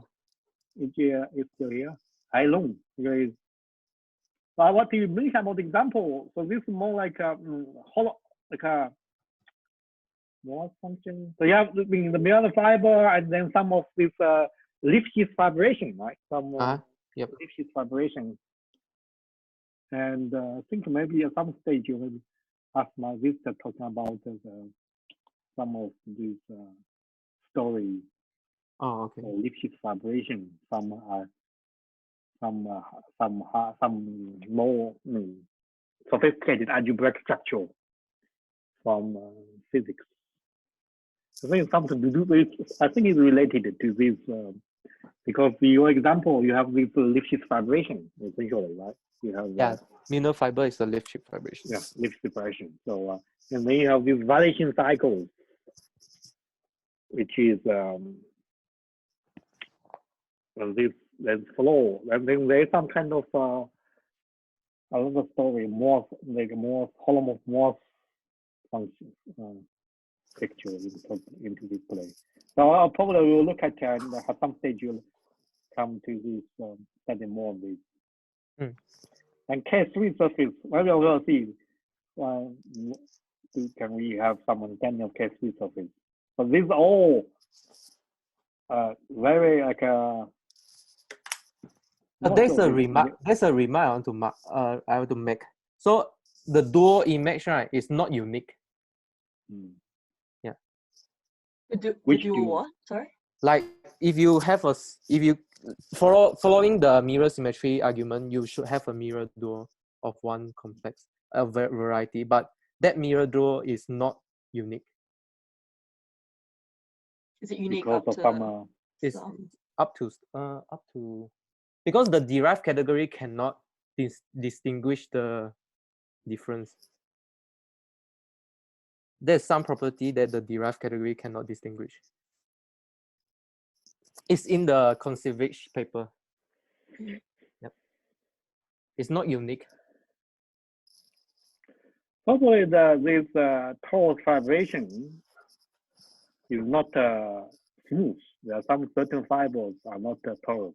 Like, and then if you have like really a two torus vibration, then you take the dual. That is right. So then there's canonical choice. So maybe Oh, okay. a singular fiber and a singular locals will change the you have different maybe change the picture. Maybe the T duality is away from the singular fibers, and how you to extend it to singular fiber. Maybe that is not unique. But maybe we look at a simple case, a torus vibration. So and then the T duality, and from there maybe we try to we'll look at we look at we open another line which is T duality, and from T duality look at the SYZ conjecture. So this is something I think George in the end later on he mentioned this, and then we will hopefully we look at more examples like C2 or C3, maybe C3 and some, and then emerge somewhere. We probably come back to Calabi-Yau threefold. K3 is Calabi-Yau twofold. So so that is when K3 is also already quite rich, and then quintic is another one. As I said, these are already in open ground, which is many things to study. Okay, so maybe if there are no questions, we'll just close this seminar. And I try to find out some reference for Jacqueline, or maybe you can Jacqueline yourself has try to search like P duality, torus vibration, and modular space of flat connections for on the poles. So it's like a dual flat one. Yeah. And then this T duality, I think is more like a Flair-Mukai transform. Yeah, I think I've got a bit of an idea of what I'll talk about. And then just the introduction. So we get some introduction. Yeah. And then mirror symmetry. You remember that in some stage in the very beginning, I think it's like a first lecture, I have some outlining.